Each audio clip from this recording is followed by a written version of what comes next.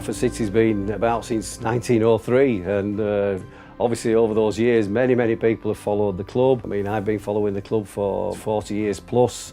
It's a bringing together of people of the city of Bradford, and we feel pride. It's a way of life to me.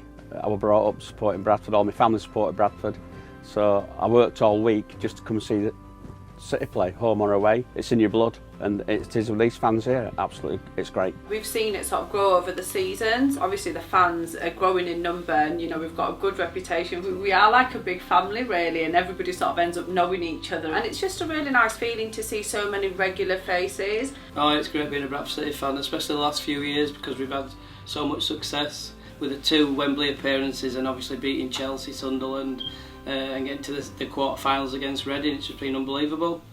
Well, here at Bradford City we've suffered 2 administrations, and I think when you've been to the brink and come back not once but twice, it does change your perspective as a Bradford City fan. With the success of going up the leagues, more money comes back from the Football League, the TV deals, etc. At League One level, the money isn't sloshing around, the money isn't there, we have to cut our cloth accordingly. The Sports Board was set up 3 years ago to be a channel of communication between the club and supporters. We talk to the club monthly about how we can help to improve things around the ground, around the stadium, on a match day, things that are important to supporters. This is a wonderful stadium for the supporters, but we want to take that next step and make it fit for the future, for both the club and for the supporters. Here at Bradford City we have a first-grade Premier League training facility.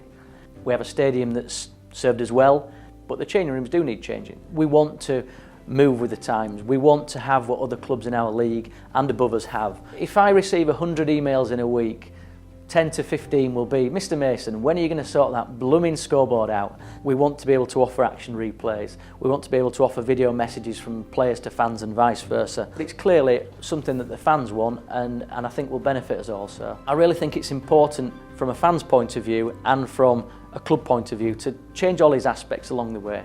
It's a bit old, needs modernising. If you go in the showers, you'll see shower heads dripping, you'll see the tiles busting and everything, and the walls bulging. Everyone's got the same toilet.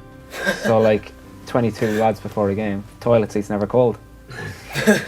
Pretty much. Yeah, you can queue up for a good 10 minutes. There's a lot of awkward smiles and nods, eyebrow raises when you see someone on the opposite team. Yeah, I mean, this is our workplace on a match day, and you want the players to come in and feel comfortable.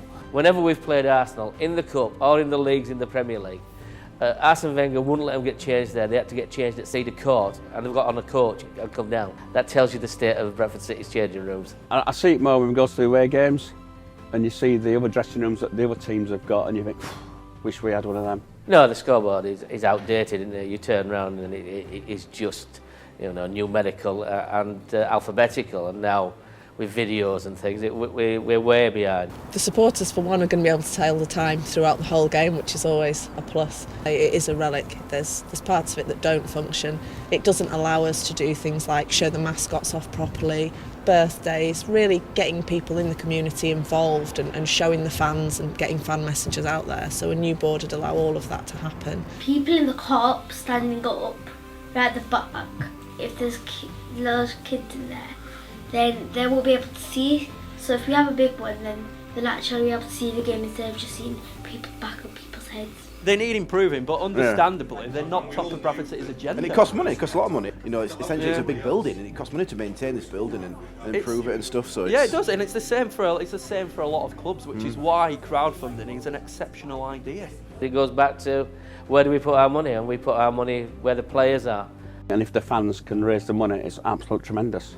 What we're trying to do is make the process as transparent as possible. So in doing so, we are using an independent supporters group account. And who knows, we might go a little bit further than what we want to do and just think what we can do after that. Fan funding. Let's upgrade the parade. Fan funding. Let's upgrade the parade. Fan funding. Let's upgrade the parade. Fan funding. Fan funding. Fan funding. Let's upgrade the parade. Let's upgrade the parade. Fan funding. Let's upgrade the parade. Fan funding. Let's upgrade the parade. Fan funding. Let's upgrade the parade. Fan funding. Let's upgrade the parade.